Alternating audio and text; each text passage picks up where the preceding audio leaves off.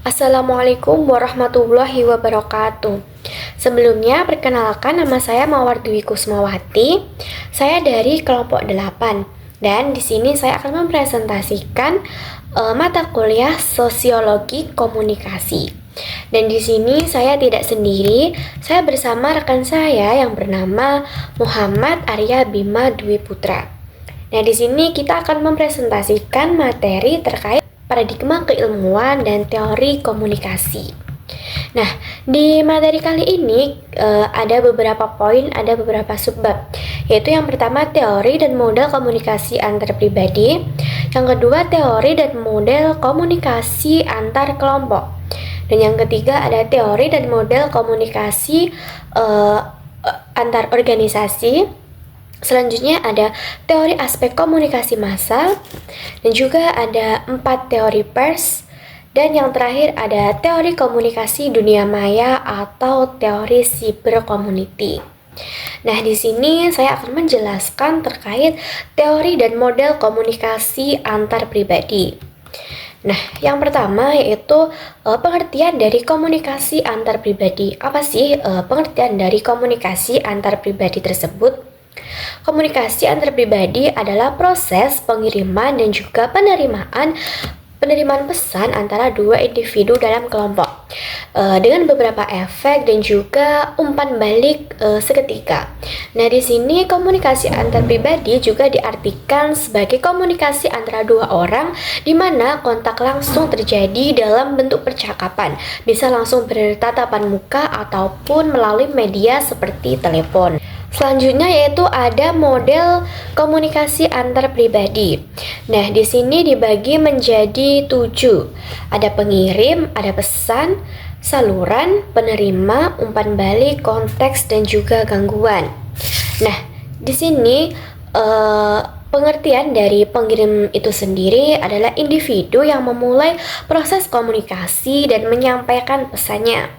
Selanjutnya ada pesan, ini adalah informasi ide ataupun gagasan yang dikirimkan oleh si pengirim kepada si penerima pesan. Selanjutnya ada saluran. Saluran ini adalah media yang digunakan untuk menyampaikan pesan seperti suara, tulisan, ataupun kontak fisik.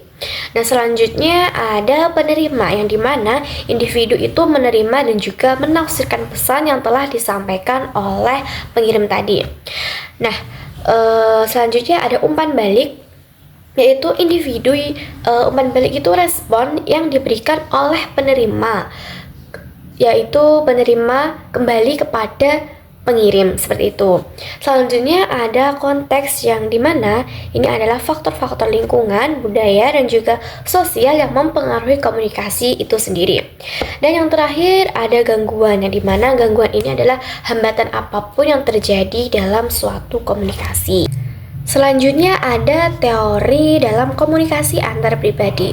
Nah, yang pertama yaitu ada teori kebutuhan hubungan interpersonal, yang dimana teori ini setiap manusia memiliki 3 kebutuhan, yaitu disebut inklusif. Selanjutnya ada kontrol dan juga ada afeksi. Nah, dasar teori ini bahwa manusia pasti membutuhkan orang lain sebagai makhluk sosial.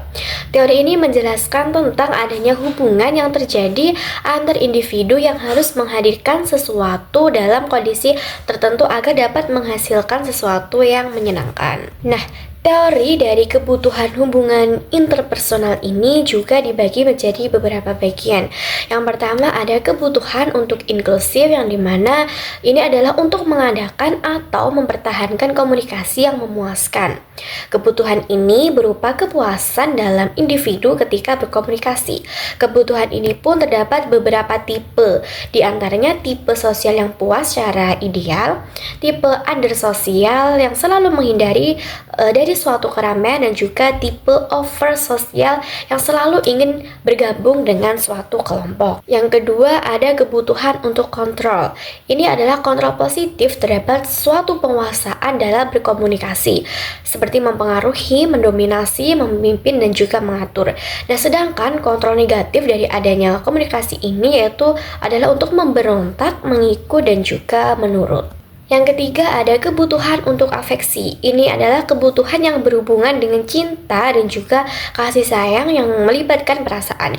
Dalam afeksi positif adalah cinta, persahabatan, sedangkan afeksi negatif adalah kebencian, dingin, dan juga jarak emosional.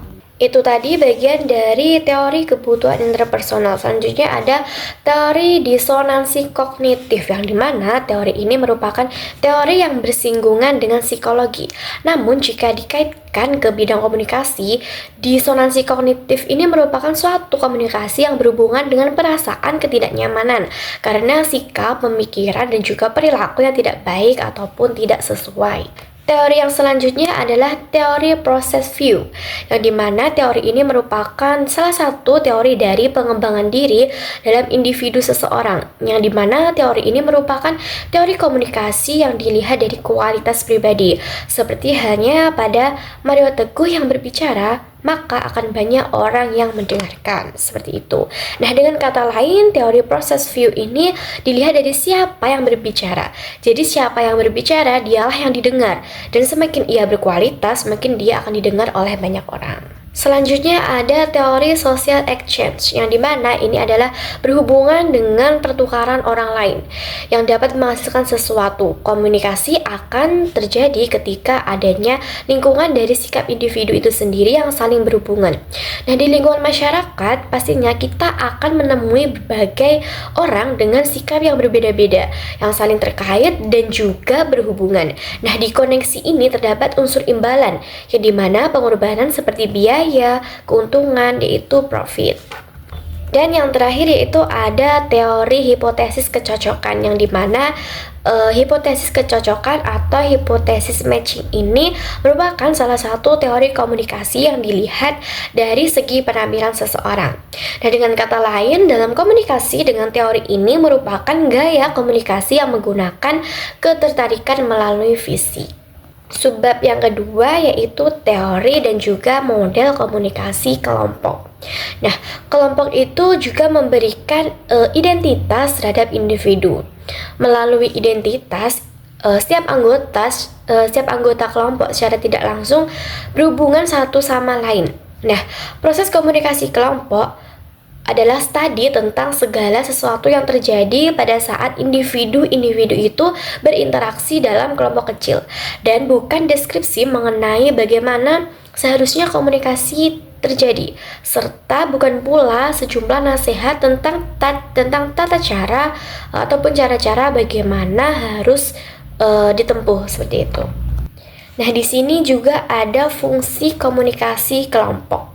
Ada beberapa bagian, yaitu fungsinya yang pertama hubungan sosial, yang dimana ini adalah untuk membangun dan juga memelihara interaksi sosial sehingga menumbuhkan rasa kebersamaan dan juga solidaritas antar kelompok sesama. Dan yang kedua yaitu ada pendidikan. Jadi pendidikan ini bisa melalui diskusi, presentasi, dan bekerja kelompok dalam suatu kelas. Nah, itu kita bisa saling belajar dan juga kita bisa menambah ilmu dan juga wawasan. Selanjutnya ada fungsi persuasif, yang dimana ini bisa menjadi tempat untuk mempengaruhi sikap, pendapat, dan juga upaya untuk meyakinkan anggota agar mendukung suatu keputusan. Selanjutnya ada fungsi problem solving, yang dimana ini adalah untuk mengidentifikasi masalah, untuk menyelesaikan masalah, untuk mencari solusi dari permasalahan sehingga kita bisa mengambil keputusan secara bersama-sama. Dan yang terakhir adalah fungsi terapi. Apa sih maksudnya dari fungsi terapi itu sendiri? Nah, ini bermaksud saling memberikan dukungan moral dan meningkatkan kesehatan mental. Nah, ini yang dimaksud terapi adalah seperti itu, yang dimana itu untuk menyehatkan kondisi-kondisi kesehatan dan juga psikologis dari kita sendiri. Selanjutnya ada tipe-tipe kelompok. Tipe kelompok di sini ada 3. Yang pertama yaitu kelompok belajar, yang kedua kelompok pertumbuhan, dan yang terakhir adalah kelompok pemecahan. Nah, yang pertama tentang kelompok belajar. Kelompok belajar di sini tidak tertuju pada pengertian pendidikan di sekolah, namun juga termasuk belajar kelompok seperti kelompok sepak bola, terus kelompok futsal, keterampilan, dan juga salah satunya komunitas Gowes Jelajah. Nah, di komunitas Gowes Jelajah termasuk dalam kelompok belajar. Itu karena apa sih? Karena memang komunitas Gowes Jelajah ini adalah tempat belajar secara bersama-sama mengenai teknik bersepeda. Dan ini adalah dapat bertukar pikiran serta informasi sesama anggota satu sama lainnya. Nah, tujuan dari adanya belajar kelompok ini adalah untuk meningkatkan informasi, pengetahuan, dan juga kemampuan dari para anggotanya. Yang kedua ada kelompok pertumbuhan. Nah, di kelompok pertumbuhan ini memusatkan perhatiannya kepada permasalahan pribadi yang dihadapi oleh para anggotanya. Wujud nyata dari kelompok ini adalah kelompok bimbingan perkawinan, kelompok bimbingan psikologi, kelompok terapi, serta kelompok yang memusatkan aktivitasnya kepada pertumbuhan keyakinan diri. Nah, karakteristik dari kelompok ini adalah tidak mempunyai tujuan kolektif yang nyata. Nah, dalam artian bahwa seluruh tujuan kelompok ini akan diarahkan kepada usaha membantu para anggotanya mengidentifikasi dan mengarahkan mereka untuk peduli dengan persoalan pribadi yang mereka hadapi untuk perkembangan pribadi mereka. Dan yang terakhir dari tipe komunikasi kelompok adalah kelompok pemecahan masalah. Di sini bertujuan untuk membantu anggota kelompok lainnya memecahkan masalahnya. Nah, seringkali seseorang tak mampu memecahkan masalahnya sendiri. Karena itu menggunakan kelompok sebagai sarana dalam memecahkan masalah adalah solusi yang terbaik. Nah, cara lain untuk memahami tindak komunikasi contohnya seperti di organisasi adalah dengan melihat bagaimana suatu organisasi menggunakan metode-metode tertentu untuk mengambil keputusan terhadap masalah yang dihadapi. Nah, berbicara terkait organisasi, di sini yang ketiga, poin yang ketiga di bab yang ketiga itu juga ada teori dan model komunikasi organisasi. Nah, komunikasi organisasi adalah komunikasi antar manusia yang terjadi dalam konteks organisasi itu sendiri, di mana terjadi jaringan-jaringan pesan satu sama lain yang saling bergantung satu sama lain. Nah, selanjutnya ini juga terdapat fungsi dari komunikasi dalam organisasi. Yang dimana fungsi di sini kami menyebutkan 3, ada fungsi informatif, fungsi regulatif, dan juga fungsi persuasif. Nah, di fungsi informatif sendiri ini adalah organisasi dipandang sebagai suatu sistem informasi. Maksudnya yaitu seluruh anggota dalam organisasi berharap dapat memperoleh informasi yang lebih banyak, lebih baik, dan juga lebih tepat. Nah, yang kedua yaitu ada fungsi regulatif, yang dimana fungsi ini berkaitan dengan peraturan-peraturan yang berlaku dalam suatu organisasi. Nah, yang terakhir yaitu ada fungsi persuasif. Fungsi persuasif di sini yang bermaksud untuk mempengaruhi, semisal dari atasan untuk mempengaruhi anggotanya agar paham dan juga nurut terhadap apa yang telah disampaikan oleh atasannya, seperti itu. Itu tadi materi yang dapat saya sampaikan. Selanjutnya materi ini akan dilanjutkan oleh rekan saya. Ya, melanjutkan presentasi dari Mbak Mawar. Untuk poin selanjutnya yaitu teori efek komunikasi massa. Yang di PPT itu mencakup banyak beberapa teori. Nah, untuk video kali ini saya akan membahas 3 contoh teori efek komunikasi massa. Yang pertama, teori stimulus respon. Teori stimulus respon itu hampir sama seperti teori jarum hipodermik yang memberikan stimulus-stimulus terhadap suatu media agar dapat mempengaruhi khalayak umum. Nah, pemberian stimulus-stimulus ini diberikan secara sistematis dan terstruktur agar dapat tersampaikan secara jelas. Untuk selanjutnya yaitu teori agenda setting, bahwasanya sebuah media itu memberikan lebih banyak tekanan pada suatu isu atau peristiwa, maka hal tersebut dapat mempengaruhi masyarakat luas. Untuk teori selanjutnya yaitu information gaps, simpelnya suatu kehidupan masyarakat dalam mendapatkan suatu informasi itu memiliki jarak atau memiliki gaps di antara yang mendapatkan informasi dan yang tidak mendapatkan informasi. Untuk poin selanjutnya yaitu mengenai teori pers. Di bab ini ada 4 teori pers. Yang pertama teori otoriter, bahwasanya pers pada zaman dulu itu dikuasai oleh pemerintah. Pembentukan pers digunakan sebagai alat daripada pemerintah untuk menyebarkan kebijakan pemerintah. Simpelnya peran pers dalam hal ini menjadi penyalur informasi daripada pemerintah kepada masyarakat umum. Yang selanjutnya yaitu teori liberal. Pada hal ini teori liberal memiliki kebebasan mutlak dan tidak ada campur tangan terhadap pemerintah. Saat teori liberal ini ada, pemerintah tidak boleh campur tangan terhadap pers. Pers di sini difungsikan sebagai pengawas daripada kebijakan pemerintah dan lain sebagainya. Untuk selanjutnya yaitu teori tanggung jawab sosial.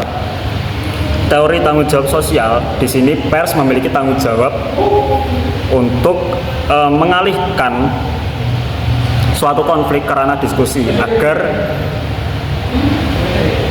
terjadi kedamaian di dalam sana. Yang terakhir untuk teori pers adalah teori komunis Soviet. Hampir sama seperti teori otoriter, namun yang membedakan adalah teori otoriter ini yang menguasai adalah pemerintah, sedangkan teori komunis Soviet yang memimpin adalah pihak komunis atau suatu partai tertentu. Untuk poin terakhir, bab ini adalah tentang cyber community. Apa sih itu cyber community? Di cyber community itu menyatukan dua makna. Yang pertama cyber dan community. Cyber adalah segala sesuatu yang ada di dunia maya ataupun dunia virtual. Sedangkan community adalah suatu kelompok atau masyarakat yang menempati suatu wilayah. Jika kita gabungkan cyber dan community adalah suatu kelompok atau masyarakat yang berada di dalam dunia maya atau dunia virtual. Nah, di dalam cyber community ini mengadopsikan metode-metode yang ada di dunia nyata, seperti contoh membangun interaksi sosial dan kehidupan kelompok, membangun stratifikasi sosial, membangun kebudayaan, membangun peranata sosial, membangun kekuasaan dan lain sebagainya.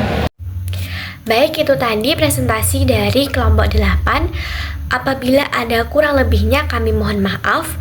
Billahi taufiq wal hidayah, wal inayah. Wassalamualaikum warahmatullahi wabarakatuh.